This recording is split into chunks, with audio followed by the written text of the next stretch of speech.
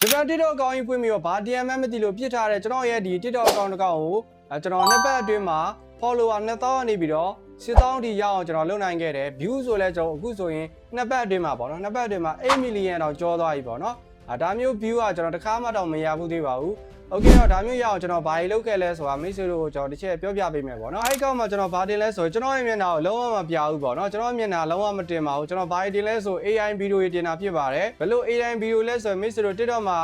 ဖွင့်လိုက်တာနဲ့တက်လာမယ်ဒီအသီးကောင်းနဲ့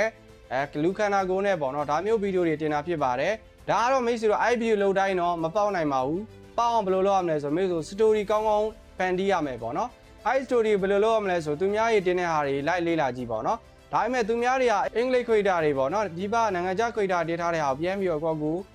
reference ယူပြီးတော့ပြန်နေတာမျိုးရှိရဒါပေမဲ့ကျွန်တော်ကတော့ကျွန်တော်ရဲ့ own studio နဲ့တင်တာပေါ့နော်ဒါကြောင့်မို့ view တွေလည်းတော်တော်လေးရပါတယ်8 million ထိတောင်ကျွန်တော်ရသွားပြီပေါ့နော် okay တော့ဒါမျိုး video ဘယ်လိုလုပ်လဲဆိုရင်ကျွန်တော်ဒီ TikTok မှာလည်းတင်မိထားတယ်TikTok မှာတင်တာတော့လုံးဝဒီတေးတော့မကြောက်ဘူးပေါ့နော်ဒါပေမဲ့ပြီးခဲ့တဲ့3-4ရက်က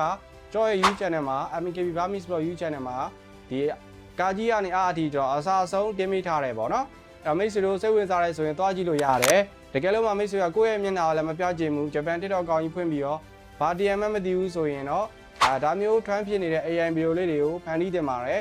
ဒါမျိုး AI ဖန်တီးဖို့ဆိုမိတ်ဆွေတို့ဘာမှမလုပ်ဘူး ChatGPT software ရဲ့မိတ်ဆွေတို့မှာ Google အကောင့်လေးတွေစီးမယ်ဆိုရင်ဒီဗီဒီယိုတွေဖန်တီးလို့ရတယ်ပေါ့နော်လုံးဝ free ပါဘာပတ်စံမပေးစရာမလိုလုံးဝ free ရမှာပေါ့နော်โอเคတော့မိတ်ဆွေတို့လုံးဝကိုလောက်တဲ့ channel ဆိုတော့ကျွန်တော်ရဲ့ YouTube channel မှာတွားကြည့်ဖို့အကြံပြုပါတယ်အားလုံးကျေးဇူးထူးတင်ပါတယ်ခင်ဗျ